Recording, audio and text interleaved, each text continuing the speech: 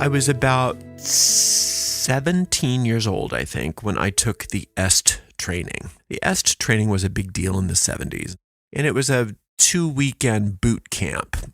It was a very transformational experience. I'm glad I did it. I wouldn't do it again, but I'm glad I did it.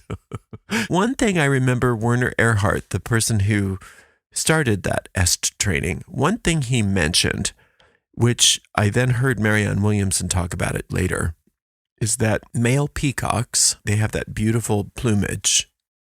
One of the reasons why their feathers are so beautiful and intricate is that there are thorns that they eat and digest.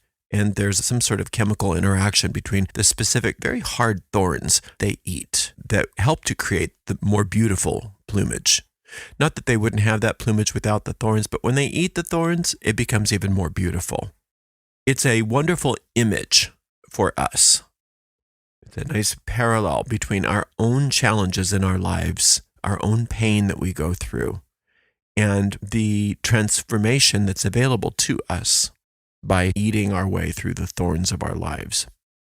The infinite doesn't require us to experience pain in order to grow. In fact, the infinite would much rather we learn through joy than pain. But pain will do. Growth is the goal no matter what. So if we're not learning through joy and we are having painful experiences, those painful experiences can be used. But it's very important to realize that the painful experiences don't come from spirit in order that we grow, in order that we get more enlightened and more understanding of our spiritual existence. They are not necessary, those painful experiences. But it's very challenging to live in this world and not go through painful experiences, because this world is a world of pain. So when we find that we are going through a painful experience, what we tend to want to do is avoid it, run away from it. I don't want pain, which is understandable. One of the reasons why we have physical pain especially is that it helps to highlight that something's wrong so that you can find the source of the pain and remove it or fix it or whatever. However, when we are involved in painful experiences, even though ultimately we want the pain to be removed, and that's natural and normal, what an enlightened person can do, or a person seeking enlightenment can do, is eat the thorns. Eat the thorns that are before us. And when we eat the thorns, we, in our own way, find that we have more beautiful plumage as well. In this way, pain can be a catalyst for transformation. And I want to reiterate that it's not necessary for us to have pain in order to go through transformation. But if we are experiencing pain, it can be used for transformation. All kinds of pain we go through doesn't necessarily mean physical pain. Because remember, if you are having physical pain, you want to see a professional about that. You want to figure that out, to recognize that your body's telling you that something's wrong. But we're not necessarily talking about physical pain today. We're talking about the painful experiences of being alive. All kinds of painful experiences we go through. We go through failure, we go through loss, we go through betrayal, we go through mistakes. And when you eat the thorn of what happened, you assimilate it and you grow into a more beautiful version of yourself as a result of it. Our hardships shape our character. They can foster wisdom in us. They can help us be more compassionate to ourselves and other people. They can teach us how to forgive ourselves. They can teach us how to forgive other people. They can deepen our appreciation for our own life and for the relationships in our lives. They can teach us lessons in resilience, determination, boundaries. Those are all the different beautiful colors of plumage that we start to grow in our aura. The people that take the pain as a burden and carry it around, they don't get the plumage because they're not ingesting it. They're just letting the thorn stick them. The peacock isn't letting the thorn stick them. They're eating the thorn and digesting it and creating a beautiful plumage out of it. And even though suffering isn't necessary in order for us to grow, if it's there, it can be used as a pathway to inner strength, and 2, spiritual connection. Sometimes the more broken we feel in this world, the more of an opportunity we have to find greater love and more compassion for ourselves and other people. Learning how to accept ourselves and learning how to accept other people, thorns and all. When we are going through a dark time, like the dark night of the soul, we understand that when we eat those thorns, instead of being accosted by the illusion, we recognize that darkness has no power over us, that it's actually becoming our strength. And there's nothing that this world can throw at us that we can't eat our way through and become more beautiful. When we let go of the false aspects of our own identity and embrace our own authenticity, we find freedom.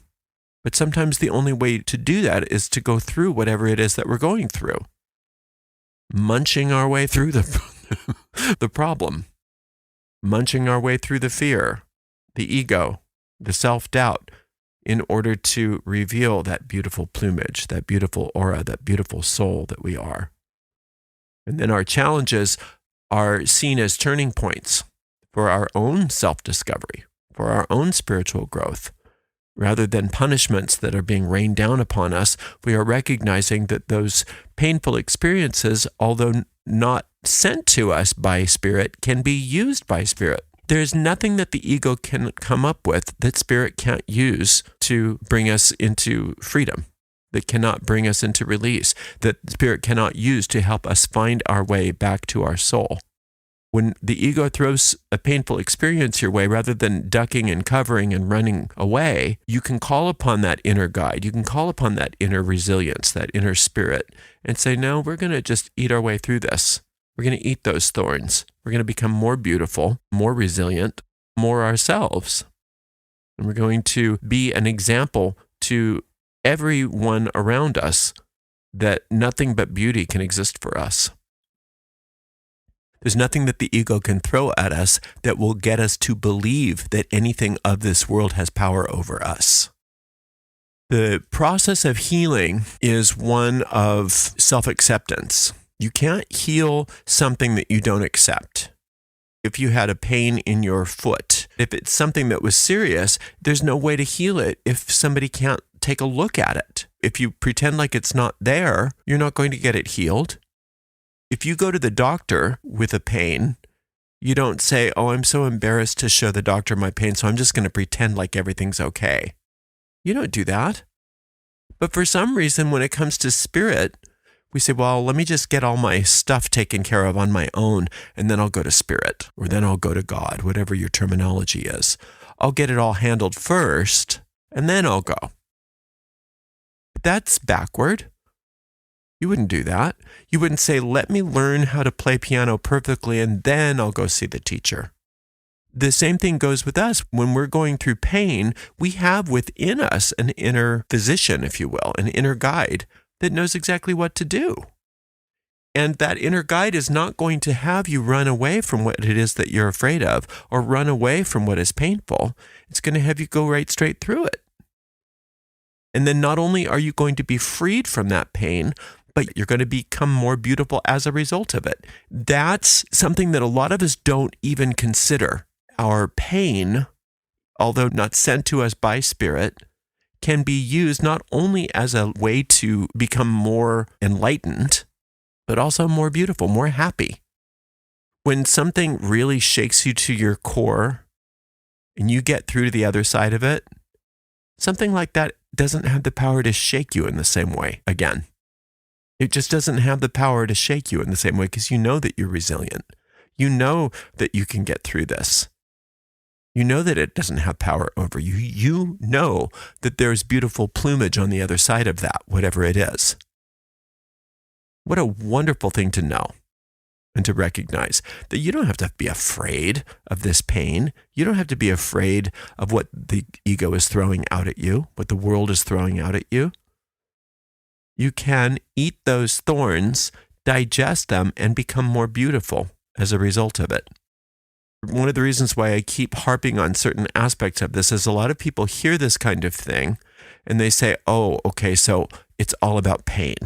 The more pain I can experience, the more enlightened I'll be. And that's not true. You can become enlightened and learn without ever experiencing pain. And that's exactly what your inner guide would love for you. Would love nothing more than to teach you all the lessons that you need to learn in a wonderful, joyous, free, fabulous, comfortable way. But most of us don't have those experiences yet, where we can just live our lives in a comfortable way. Most of us have lives where we have very painful experiences. We have people that betray us. We have people that die. We do lose pets. We do have arguments with people. We do lose jobs and careers and homes. Things happen in this world.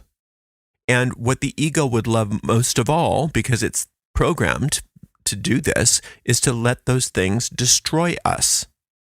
What the inner guide wants you to know is that none of it has any power over you. That you and your guide can work together and eat those thorns and become free and have the extra benefits of having eaten those thorns. You find nourishment in them in a way that you didn't think was possible. Who thought that hard thorns would provide nourishment? Could provide nourishment. Those peacocks don't need the thorns to survive. They can eat other things. But if the foods are scarce, they'll eat the thorns, and then they become more beautiful. So you don't need to eat the thorns, but if the thorns are there, you can eat them and become more beautiful and work your way right through whatever those thorny experiences are. And you're not alone. You always have that inner guide walking with you. And if you're smart, walking a couple steps in front of you so you can follow their lead. A lot of times, if you're following their lead, you avoid the thorny experiences altogether. And that's a wonderful thing. Just, you don't need the thorns.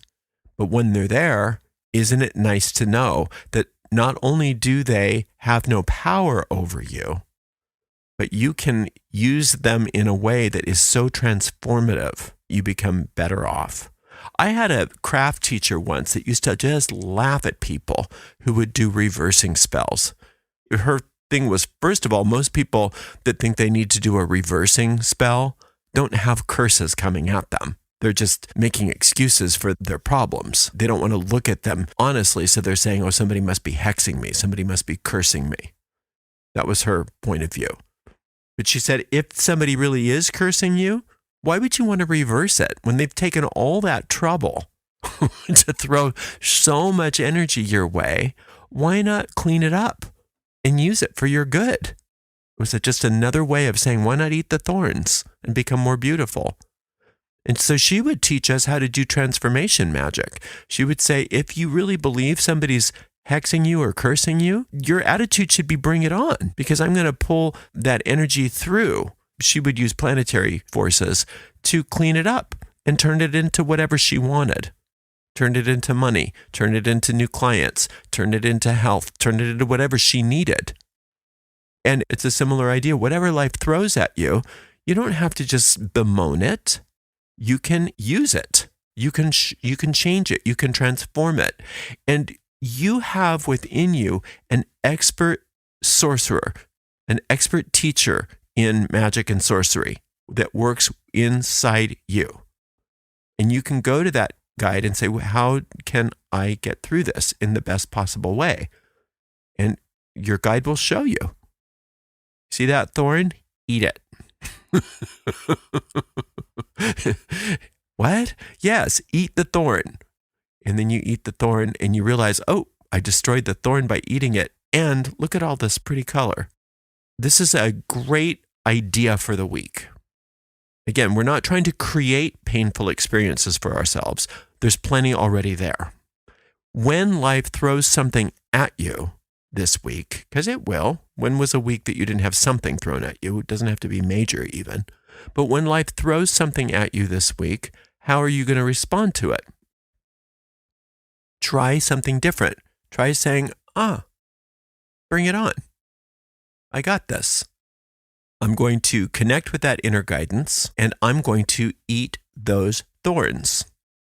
not only is that going to destroy the problem, the thorns are destroyed when they're eaten, but then they become assimilated and they become a type of nourishment for the soul and for the aura, and we become more beautiful, more successful, happier, healthier, or whatever else we need.